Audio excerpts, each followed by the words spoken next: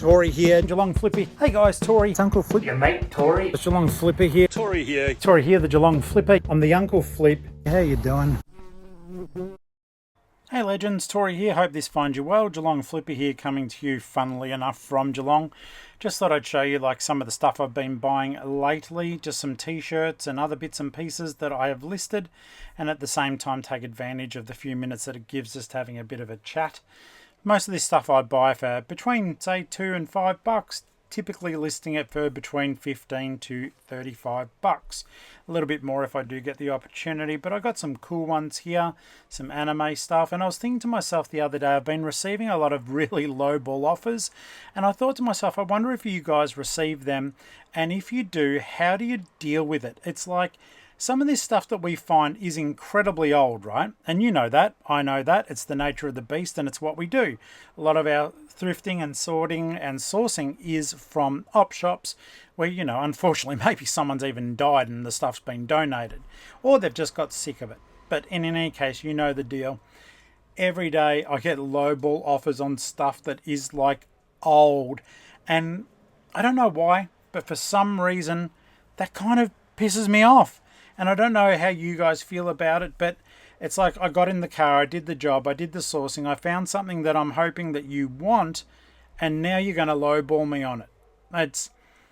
It's that whole trying to not be offended by something that can sometimes be offensive. I think I put a little bit too much of myself sometimes into what I'm listing and what I'm sorting, and as a result, I get a little bit PO'd, and I do think sometimes it can be to my own detriment.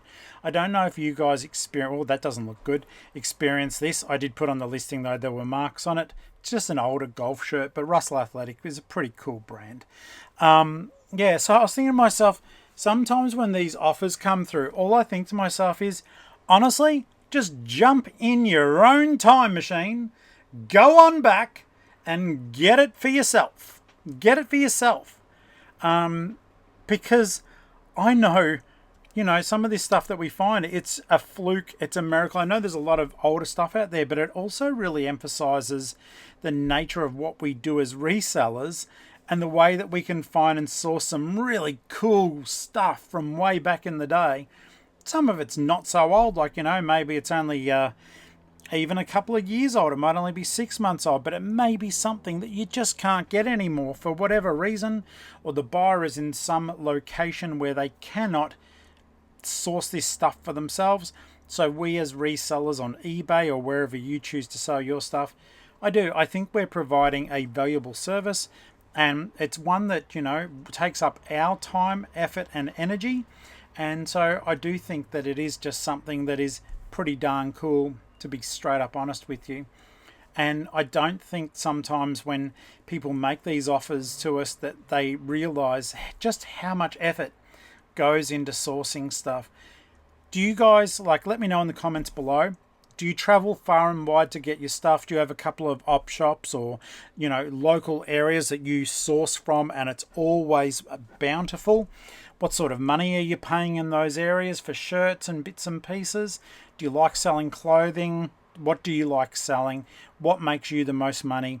Give people some hints and tips. Let them know what's going on with your business. I find that stuff really interesting, and it is one of those things where I do think there is enough for everyone, and it's not that we have to get weird. If someone sells something sort of like what we're selling, it's not like we bought the copyright on t-shirts or jeans or, you know, computer games. We didn't. We don't own the rights, the exclusive rights to be selling those goods. They're there for everyone. They're there for us all to enjoy. And I hope that you guys have fun going out there and getting stuff. I have come to the realization around my workspace that I've been enjoying the shopping part too much. And even though I list a lot every day, I need to focus more on getting rid. Like, I've got this beautiful big desk, and it's got it's a computer, it's a gamer's desk, and all above is stuff I need to list. To the left of me is stuff I need to list. I am burying myself under a pile of stock that simply needs to go.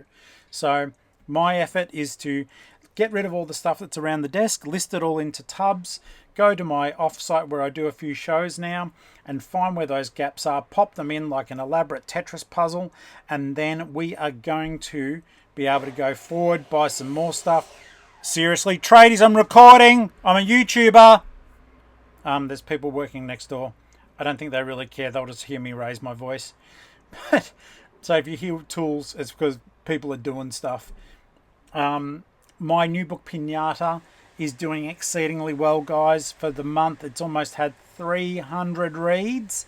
So that's on Kindle Unlimited, and you can buy a physical copy too. Just look up Tori Favreau. But yeah, so my idea is clear the desk. Do you guys have a death pole space that's getting the better of you? It was getting to the point, I'll admit it to my own shame, I was literally throwing the clothes that I wanted to list up into a big mountain above my desk where it was staring at me, and it took until about yesterday or so. I just went, this is out of control. It's crazy. I know the stuff is worth money and it's not rubbish, but they are the attributes of a hoarder. Even though I'm hoarding things that are not for me, they're to sell. What are your thoughts on that? Do you guys have death poles that are out of control?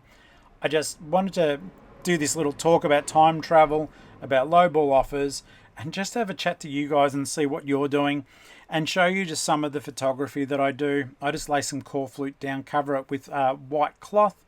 Obviously, you know, I have pet cats, so my stuff is not from a pet-free home. I'll never lie about that. Sometimes I do worry, though, if people are allergic. Maybe I should. Do you guys put stuff down if you've got pets at home? I haven't been, but it's just like, surely 1 or 2 hairs don't give people anaphylactic shock. You never know. This is the last lot of the photos here, so I will wrap this one up. Guys, if you haven't, please subscribe. Please become channel members. I really appreciate anyone who takes that extra leap, and most of all, I appreciate all of you. Thanks. Bye.